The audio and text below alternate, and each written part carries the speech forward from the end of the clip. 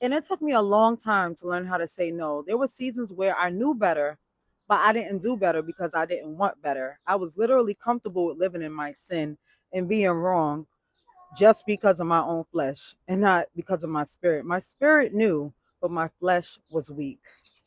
For a long time, I kept saying yes to physical intimacy, not because I didn't know what God was requiring of me, but because I had become very comfortable.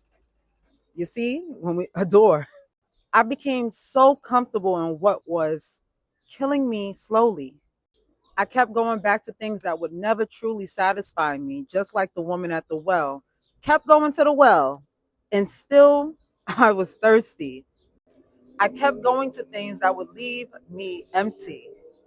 I was literally confusing love with access. I had options. Yes, I did. But was I full? No.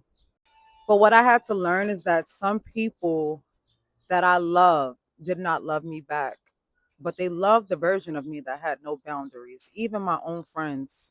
So when my people pleasing died, so did a lot of relationships that I had, um, and thoughts about myself as well.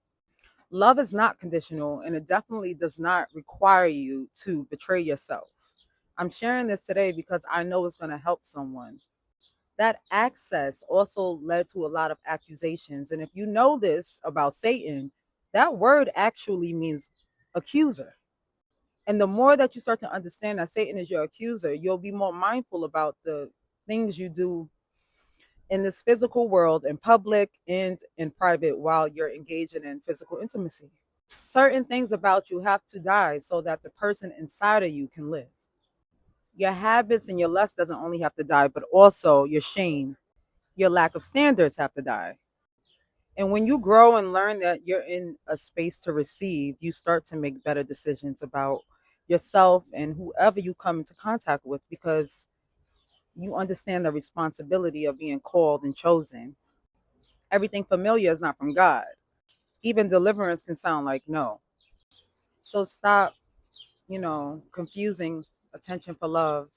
Close the door, because there's always somebody waiting to accuse you of being wrong when you're trying to do right. I love you so much, Honey Dip, and I hope this message blesses you today.